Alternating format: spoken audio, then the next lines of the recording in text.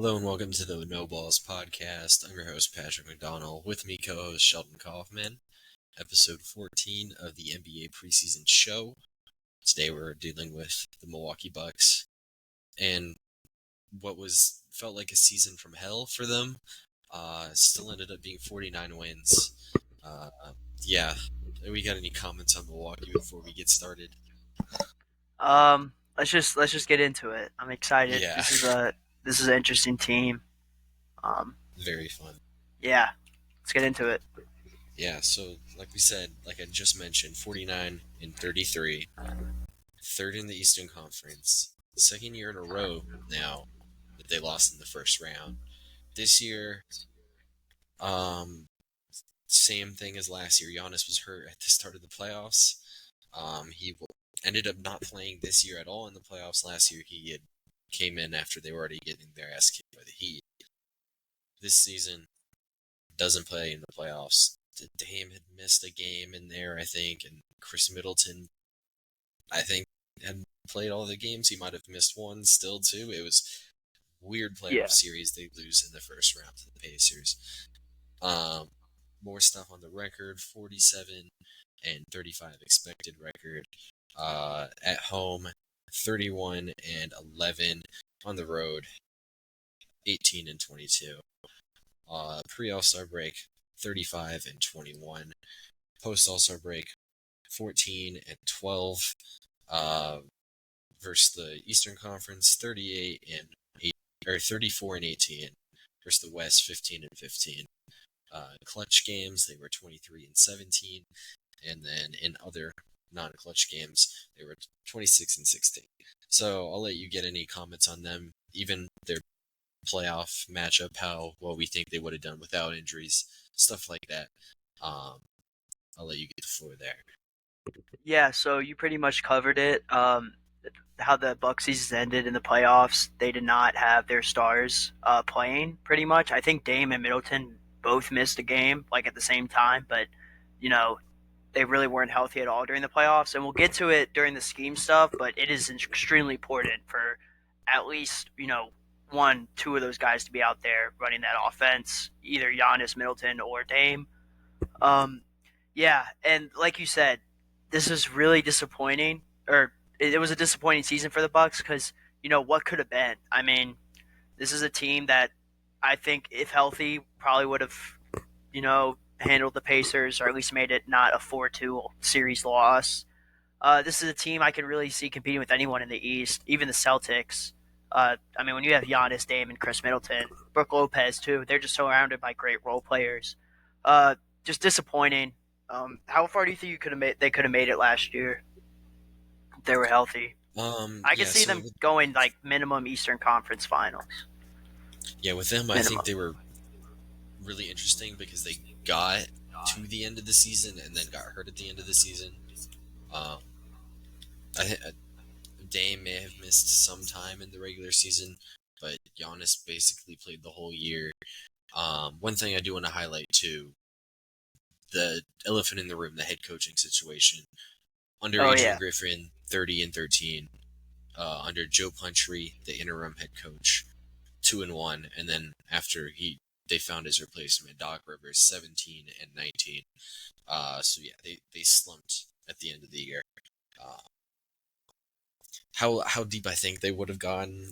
We're gonna get into it in a second here, but I don't actually think it would have been too far. Um, they had struggled against the Pacers in the regular season a lot. I feel like that would have been a very, very close series, regardless of the injury stuff. Um, and just going at the strength of the Milwaukee team, I don't think Indiana was a good matchup for them, and they could have easily lost in that round with good health. So, um, but maybe they wouldn't have been in that situation, and they would have the 2 seed. They're playing Philly in the first round. I think I like them a little bit more in that matchup. So maybe that would be a deep playoff run. If Giannis was healthy the last 3 games of the season, and they had the 2 seed instead of the 3 seed. Um, yeah, I'm I think I'm ready to go into the stats unless you have any more comments here. Now let's get into it. Yeah, so in offense defense, they were sixth in offensive rating at 117.6, and then 19th in defense at 115. Overall, a 2.6 net rating, which was 11th in the NBA. You know, typically these Milwaukee teams in the past had really been defensive minded teams that they had the guys to make it work on offense. This season it was a little bit different. They were an offensive team that, you know, they really kind of at especially at the start of the season they looked like one of the worst defenses in the league. And we'll get into some of the numbers on their defense. You know, not not a typical Milwaukee team. We'll first break down the offense like usual. In transition, they were the eighth ranked team, doing a good job there. In the half court, very specialized team is how I would say it. 90th percentile pick and roll ball handler, fourth in efficiency, 16 highest frequency. So they were running it a good bit. Interesting note here. Well, actually, I'll get this first. Our 19th in roll man efficiency, 7th in frequency, 38th percentile. Going into the season, the expectation was the Dame Giannis pick and roll was going to be unstoppable. We found out in the regular season that maybe Giannis wasn't as good of a screen setter, roll man as we thought he would be just because of his athletic gifts. It really slowed down their pick and roll game, but you still have Damian Lillard. He's getting a lot done in that situation. And then you look at their other bigs. They're more post-up bigs with Brook and Bobby Lopez, and Brook's more of just a flat-out spacer at this point in his career. They weren't really getting the pop from their bigs that we were projecting going into the season. Finishing up their half-court offense, 16th in post efficiency. They did it a lot, though. Third highest frequency, 48th percentile. And then 11th in ISO efficiency, 9th highest frequency, 66th percentile. A lot of good stuff here. Rebounding, only 26th in offensive rebounding. They could have got a couple more possessions there, but I'm not going to kill you if you're not a great offensive rebounding team. 10th in three-point percentage, 5th in attempts. Very solid shooting team. And pull-ups, they were 10th in pull-up percentage, and then 7th in pull-up attempts. So they were a very solid shooting team as well. I'll let you get. What do you have on their offense? Yeah, so first I'll talk about the isolation numbers. I mean, that makes sense. They have three, I would say top tier ISO players with Damian Lillard, Chris Middleton, and Giannis Antetokounmpo. Um, the 3-point stuff makes sense as well. The spot up stuff makes sense to me a lot as well. You look at their team last year: Malik Beasley, Chris Middleton, Bobby Portis, Damian Lillard. Even Giannis. We'll talk about Giannis's jump shot probably a little bit later, but these are all like guys that can shoot the rock. Really, really interesting offense. We'll talk about the scheme stuff just in a second, but yeah, a lot of good numbers. And, as much as there can be talk about the fit again with Giannis and Dame not being as good as expected, like, there's still very good offensive players individually. Giannis also definitely contributed to the pick and roll ball handler being 90th percentile. He ran a lot of pick and rolls. He always has. Yeah, it's still a really great offense, regardless of that fit, which we can expect to be a little bit better next season, I would assume. Yeah. Then going into their defense, like we had mentioned, 19th ranked, not very good. We'll get into the scheme talk about why that's the case. 7th in transition defense, very solid. In the half court, 28th in pick and roll ball handler defense, not very good. Teams knew it. 6th highest frequency running it, 7th percentile. It was the glaring flaw with this Bucks team the entire season. However, the stuff that they've previously been good at defensively, they were still pretty solid at. 6th in roll man defense, 7th highest frequency, 83rd percentile. Very good there. They always have been. second in post defense, 29th frequency, 97th percentile. So again, their their bigs are still doing the jobs that need to be done. Uh, it's it's kind of obvious now what the flaw is. Isolation defense, 28th, ninth frequency, a lot of isolations on them. They weren't guarding them well, 7th percentile, and then they were 4th in offensive rebounding. Again, the bigs are still doing the jobs that they need to do. Giannis, Lopez, Portis, they're still doing the job that they need to do. I'm sure you'll touch on it here when I give you the floor. It's the guards that need to step up here. So I'll let you get it. I mean, yeah, 100%. You kind of look at the guards and you don't see a lot of, some of the defensive perimeter lockdowns that we've talked about in the past. Damian Lillard, he's doing so much offensively. He's, later in his career. He's not the most intense, great, best defender. Pat Connaughton, Malik Beasley last year. Also, they do get hurt a lot in that pick and roll game. I think a lot because of Brook Lopez, just because of how immobile he is. It's honestly kind of funny to watch him try to guard during pick and roll. But yeah, we'll talk about it more with the scheme stuff. But a lot of interesting numbers. But yeah, I think they also made some additions that are gonna, target those weaknesses. Balance it out. Yeah. For sure. Yeah, we can go ahead and start on the scheme stuff because you had mentioned it. Brook Lopez, it's fun to watch him guard and pick and roll. And, it is really fun when you watch him guard and drop. And it's worked for 6 years now. And for some reason, when Adrian Griffin got here, he decided to just not do it. He was like, hey, Brook, let's play at the level of the screen. And then midway through his tenure, probably like 25 games in, there was a players only meeting. Maybe not even.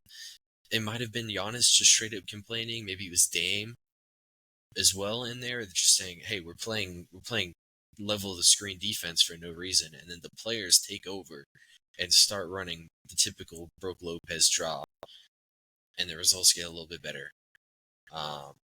Under Doc Rivers, they didn't do any of that stuff that Brook Lopez clearly can't do. Yeah. And then if you look, even with that, like, they're going to guard the paint really well. The Bucks have always been a team that guards the paint really well. They typically like to surrender the corner threes. Either way, the ball handlers are still killing them. The reason why is before they had guys like Drew Holiday, Eric Bledsoe, Dante DiVincenzo, Chris Middleton was better defensively. Like, he was a very solid defender, and now he's probably a bad one at this point in his career with all the injury issues. They've lost so much on the perimeter defense point to where it is essentially just Brook Lopez protecting the rim and Giannis saving points on the weak side. That is the only stuff that's keeping their defense afloat. Other than that, it would be drastic and probably one of the worst in the league. So I'll let you get any scheme talk out the way that you want to get out of the way. I mean, I think you pretty much covered it.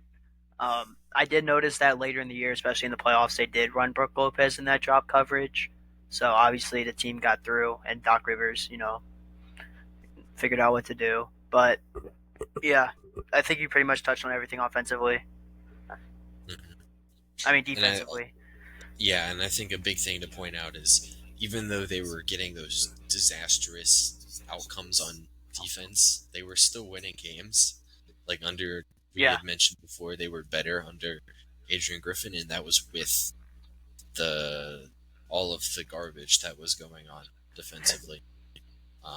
They were still winning those games, and then their defense got better as the season went along, but they didn't win as much. Offensively, they operated basically the same as how they had before, but now they're infusing bits of the Damian Lillard Portland offense in there, like a lot more spread pick and rolls than before. Do you have anything on their offense here? I noticed that it was a lot more efficient, like you said earlier, with the ball, the pick and roll ball handlers. They like to have the ball handlers keep the ball and either go and score or try to look for opportunities to get teammates buckets a lot of ISO ball as well that led to draw fouls. I mean, we talk about, you know, top foul getters in the league. Giannis's name is always up there. A lot of spot up points, especially from the 3 point line. You know, they'll let Middleton or Giannis or even Dame go to work, and then they'll have the guys like Pat Connaughton, Bobby Portis, um, Brooke Lopez, catch and shoot three. They're really good in transition, and they don't really like to cut a lot, but when they do, it's very efficient. Yeah, I mean, it's how you would expect a team to run their offense if they have Giannis. One other thing I want to mention on this team, they're always running two bigs. It's because they have the guy that they have at the four. It's Giannis. He's probably just a center, but they have two bigs in Portis and Lopez who can space the floor on offense, so they actually can run those double big lineups. Um, all of their top 10 lineups in minutes played last season were their double big lineups with two of either Portis, Lopez, or Giannis, and then all of their lineups that played 50 plus minutes had both of those bigs. Around that, there was typically just one guard and then two wings. Usually it was Lillard. If it wasn't Lillard, it was Pat Bev and campaign, and it did not work. Um, especially when Giannis wasn't in the game. So, um, other coaching stuff I have here, unless you have more scheme stuff. No, I got all my notes out. Yeah, some more coaching stuff. Unfortunately for them, Doug Rivers is still their coach. New assistant coaches that were brought in this offseason from Doc's appointment, because this was his first offseason as the head coach. They brought in Spencer Rivers, previously the player development coach of the Pistons, Jason Lowe, previously the Sixers player development coach, Darvin Ham, previously the Lakers head coach, and then Greg Buckner, previously a Cavs assistant. Additionally, one thing I did want to mention here, they still have two assistant coaches from when Coach Bud was the head coach. And it could be three if you would include Darvin Ham, because he was technically an assistant. But I'm not, two or three, depending on how you count him. And then they have four assistants from when Adrian Griffin was here. So, very diverse staff, a lot of new guys in here. I'm interested in how this one's going to play out.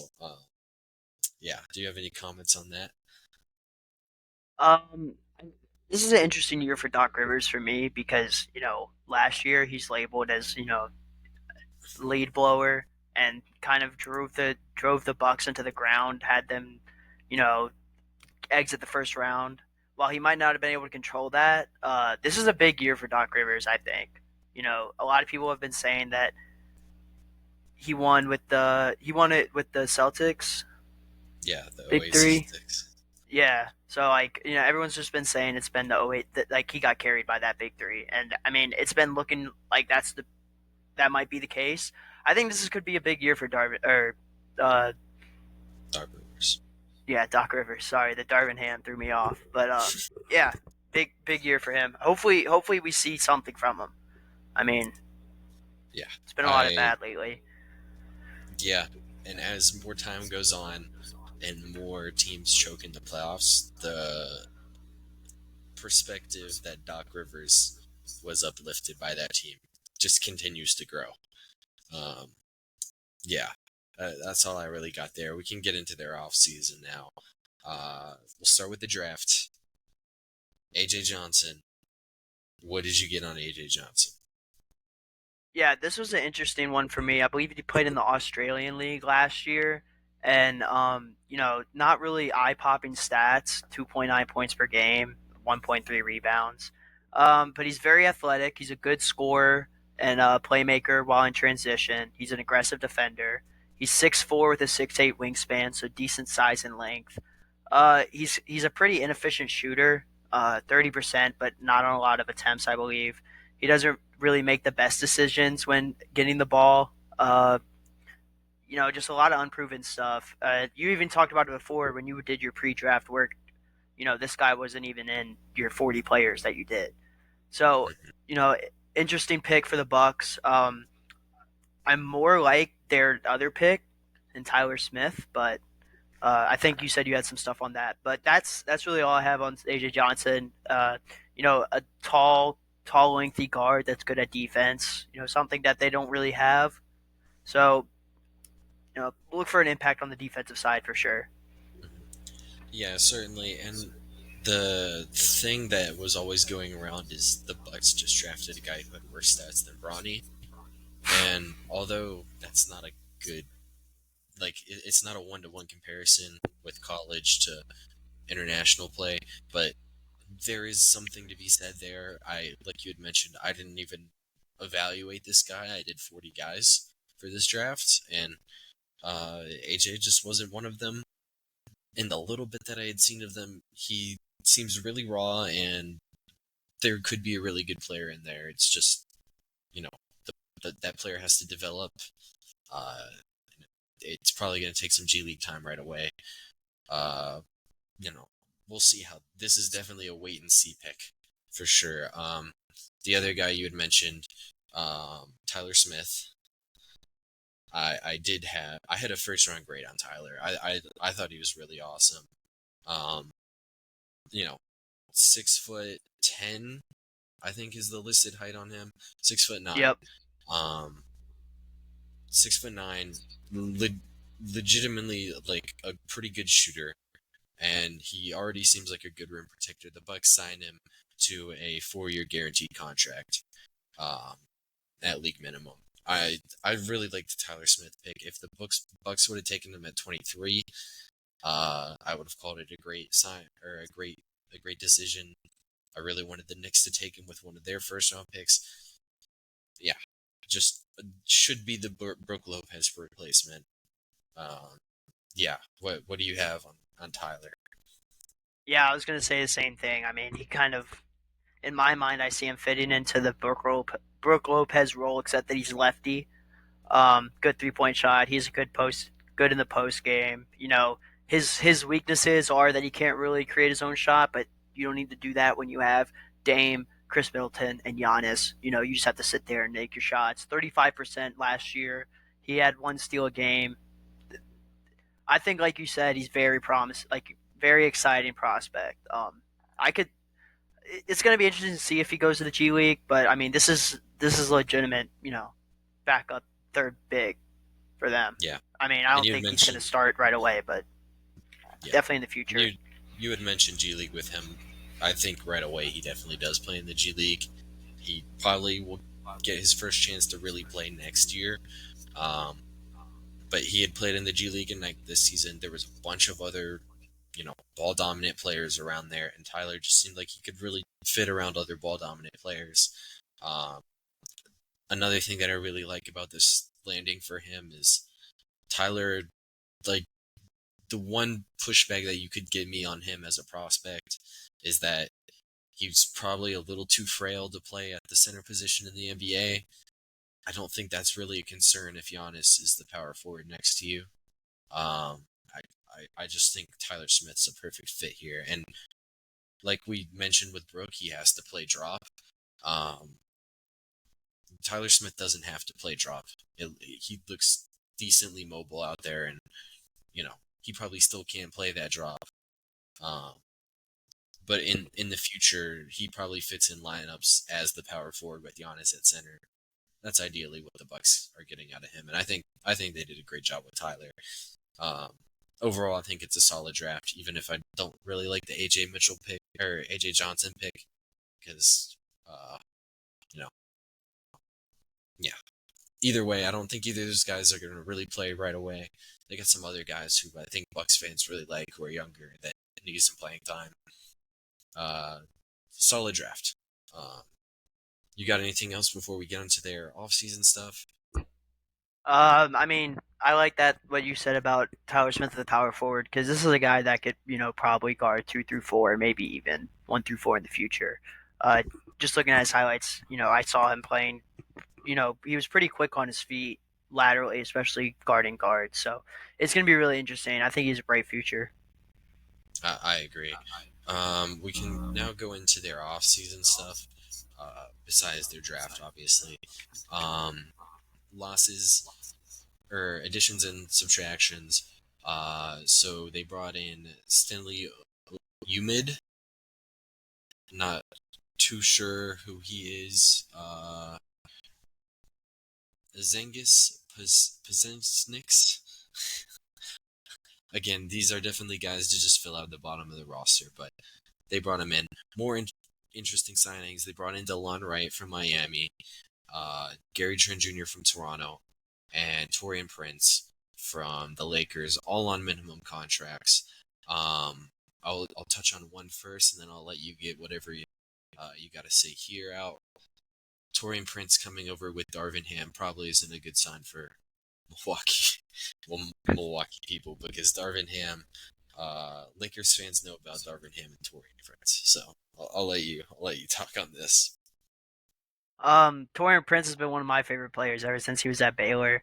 I've been following him a lot. Obviously not a guy that you want starting for you, especially like multiple games, but really good 3-and-D guy. Multiple Um, months. multiple months.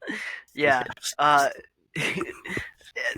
there's a reason Darvin Ham is not there anymore, but he's a good defender that can, he's versatile, can guard multiple positions. Just a really good 3-point shooter, especially catch and shoot. He was 39% last year. And then Gary Trent, we talked about him in the Toronto episode and what a pretty big loss that was for them. Even though he didn't really fit in the scheme of what they were trying to do. But I mean, this is one of the better 3-point shooters in the league. I think when you talk about it, he's able to create his own shot as well. He can finish through contact at the rim. He is streaky at times, but I really like the pick for them or the pickup for them. And then DeLon Wright, I really, really like. I kind of alluded to it before, but this is the guy I think that can, be a lockdown perimeter defender for them, especially in the playoffs. Really, and I mean, offensively he can shoot the ball a little bit, but I mean, I think you get him for the defense right here. Really good pickup. I think it was league minimum 1 year, 3.3 million. But All three of I think these guys for league minimum. yeah, so I think that's 3 really, really good pickups. So yeah, I'll touch real quick. The Gary Trent Jr. signing. I like the way I like to look at this is last season. They could only sign guys to minimum contracts. That's how they're gonna have to build the rest of their roster out with Dame, Giannis, Middleton still under their big 25-30% contracts. Last season, those minimum guys, Malik Beasley was really good for them. He was one of the top 3% shooters in the league last season. Either way, they bring in Gary Trent Jr. to replace that shooting. I think they're very similar as far as shooting talent players. I think Gary a couple seasons ago in Toronto was a very solid defender, like a pretty dang good one. He was still solid the last couple years. He's definitely a better perimeter defender than Malik Beasley. Malik Beasley had to guard opposing teams' best guards last season. Gary Trent Jr. is instantly an upgrade on that standpoint. Taurean Prince, you had mentioned him earlier. He's a shooter for me. That's all he really is. He can, I guess, his body type is fine to guard 2 through 4, but not super well. Is how I would just describe it. If there's a good 2 through 4, they're probably gonna cook Taurean Prince. But against the average ones, he can probably hold up. And then you had mentioned DeLon Wright. I think DeLon Wright's a great signing. For like 6 seasons now, it feels like DeLon Wright has been like a really underrated role player in the NBA. Point guard chops. He can pass the ball a little bit. He's 6'4", 6'5", plays defense pretty well. He gave Miami some really solid minutes last season. Played in the playoffs. I like DeLon Wright. It's, league minimum for sure. Yeah, and especially with Gary Trent Jr., he was not a guy who should have signed a league minimum this offseason. He should have at least gotten a mid-level exception somehow. But here, yeah, that's crazy. Yeah, crazy signings. I think 3 really solid ones. You got anything else on those 3 guys before we get their losses out the way? Uh, this I don't know. I just really good contracts is all I can really say. Hmm. I think they signed for.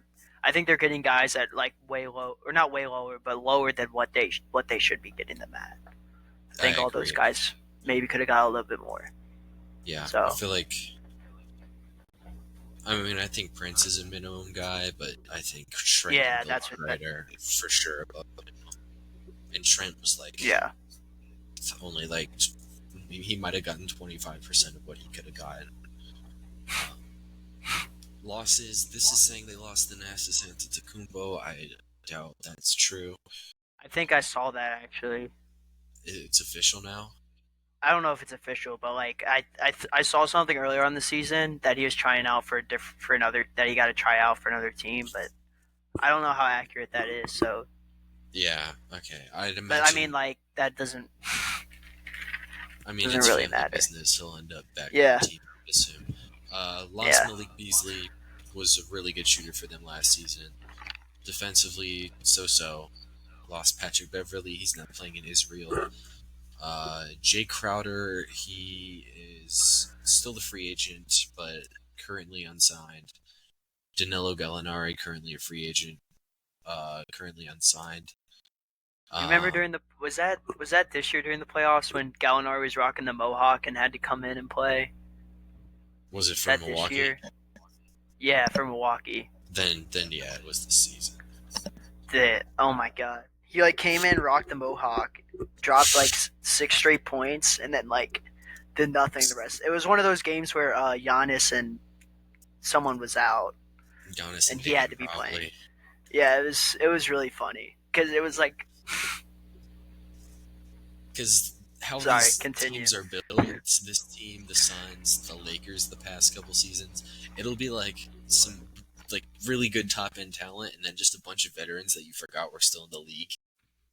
Yeah, That's kind of what happened. Jay Crowder, Pat Bev, Danilo Gallinari, and like Beasley was like one of those guys on the Lakers before, and then had a horrible Lakers run. Ended up in the same situation on Milwaukee. Additionally, they lost their two-way guys.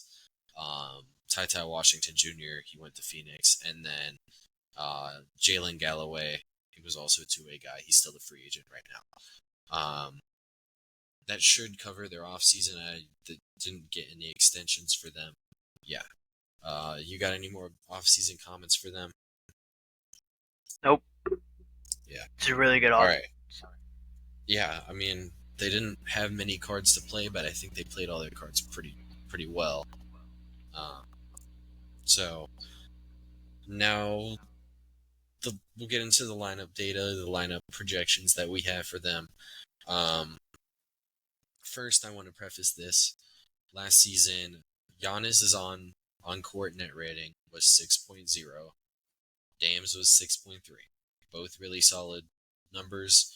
It was said that these guys were not good together. It's just not true. When both of them were on the court together, plus 9.4, much higher than both of their total net ratings. With each other off the court, Giannis was negative 1.3, Dame was negative zero point 0.2. Clearly, these guys are actually really good together as a pairing, even if it did look a little clunky at times.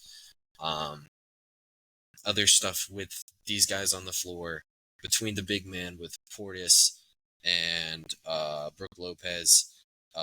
Brooke was plus 12.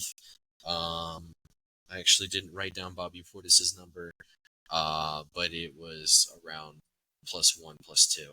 It was a lot lower than Brooke Lopez's number. And a lot of that has to do with the offensive fit next to Giannis. And Brooke was also just a better screen setter than Giannis as well, but Bobby Portis. Um, Additionally, wings work really well with the Giannis Dame pair. Malik Beasley plus 10.6. Chris Middleton plus 16.5. Jay Crowder plus 7.3. Pat Connaughton plus 8.9. Really good stuff. And then a lot of their young guys, who I know Bucks fans were mad that Doc Rivers didn't play these guys. AJ Green, Marjon Beauchamp, Andre Jackson were all around -1 to +1 compared to those other wings. that are older, and were just overall just slightly better than those guys. Or not just slightly, they were significantly better than these guys. So I'll let you get the floor if you want to speak on these net ratings, or if you just want to go straight forward into lineup stuff. I'll let you go ahead and get on that. Um, I mean, we can go into the lineup stuff, but Marjan Beauchamp, I like him a lot. I hope the Bucks, don't end up losing him in some free agency. That's all. That's all. I just like Marjan Beauchamp. I Yeah, think he he's was a a very very very underrated player. interesting rookie this season, and the Oh, I didn't even know. complaints about Doc Rivers not playing these guys is Andre Jackson Jr. and Marjan were rookies. I mean, this is a team with Giannis and Dame. They also were theoretically supposed to be the better perimeter defenders on the team. They weren't, you know, the box score impact wasn't there, and I'm not meaning steals and blocks. I'm meaning like they didn't really impact the defensive rating of the team. But I do think there's potential with these guys. Similarly with AJ and Tyler Smith, who's not going to play much this season. There's serious potential with these guys to become good role players. So I understand why fans really like these guys. I'll let you. What do we think on lineups? Obviously, I doubt there's going to be much disagreeing on this point. I'll let you go first. Yeah, I mean, obviously Dame. I think the only question is who fills Malik Beasley's spot. Um, so I got Dame, Chris Middleton, Giannis, Brook Lopez. I'm going Pat Connaughton to fill the two. I could see it being Gary Trent as well. Um, but yeah, that's just what I like. Pat Connaughton, he's been here for a while. Oh, dang, I don't have my Pat Connaughton stuff. But Pat Connaughton, really good 3-and-D type of player. He's more. I just like him at that two spot. Yeah. I Oh wait, I had. do have my Pat Connaughton stuff. All right. My Well, bad. you Go ahead. get your Pet Connaughton. No, he's just he's athletic, good vertical, 3-point shooter, Yeah. energy guy. Uh yeah. 3-and-D guy. I really like him. I think I can see Gary Trent being there though in that spot. Uh, But yeah. go ahead. So we get to our differences. I did have Gary Trent there. Um, Giannis, Dame, Lopez, Middleton is the guy I'm missing. Gary Trent Jr. One thing that I'm not sure. I don't know what the numbers would say here after the season, but just the eye test on how things look, Gary Trent Jr. might be a little bit better next to both Giannis and Dame next season, but I feel like Middleton would be better with one and not the other, if that makes sense, because I feel like you need that defense a little bit more Yeah. with Trent next to Dame. With them, I think the really interesting thing is maybe not the starting lineup, because regardless of who you have of the two, everybody knows there's four of their starters. It's what they do with their bench. They're going to play Portis in place of both Lopez and Giannis. That's what they've always done. What we're doing with their wings is pretty interesting. The real one for me is, what are they doing with their backup point guard? I mean, I think you go DeLon Wright. Yeah, We talked about DeLon Wright. He's been in this league for a long ass time. Uh, if I'm not mistaken. But he's been on a lot of teams before. Good vet. Really good defense. He's a guy that's going to come off the bench. He has the ability to score. Not a lot of people saw it, but on the Wizards, when I watched him, really good 3-point shot, and he has the ability to create off the dribble. He's good in transition. He's shown playmaking ability throughout his career.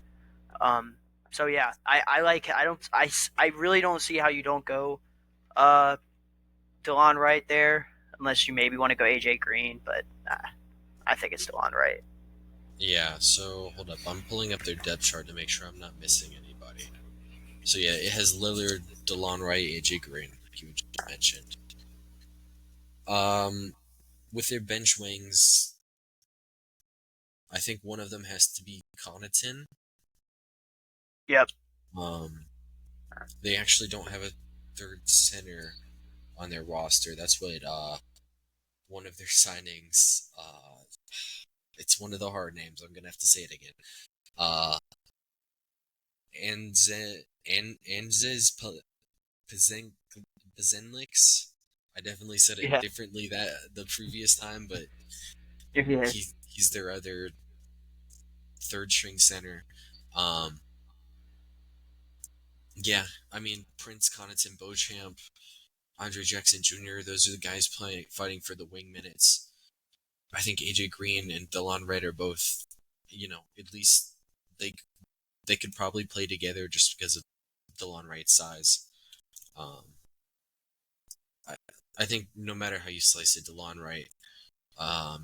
I think Delon Wright and Connaughton are probably the sixth and seventh guy on, or not the sixth and seventh guy, but the seventh and eighth guy with Portis. Then you just have to figure out that last wing position for them. So Yeah, you probably fill that out with Prince or Beauchamp, I think. yeah, I Um, agree. probably you. I think Rivers goes with Prince just because of the veteran presence and Darvin Ham's in his ear. So Hmm. Torian Prince probably gonna fill in that last spot like you were talking about. Yeah, which might not be too bad because Jay Crowder is pretty similar to Torian Prince. Jay Crowder worked really Yeah. well in these lineups a year ago. Um, so I, you know, overall just a good off season. It wasn't very eventful. There wasn't much to talk about for us. It's just you know, you have three solid signings, a questionable draft pick, and a really solid draft pick. And we can go ahead and That's a good way to do sum it the up. yeah. We can go into the final, like the predictions section. The real one for me is: do we think they got better?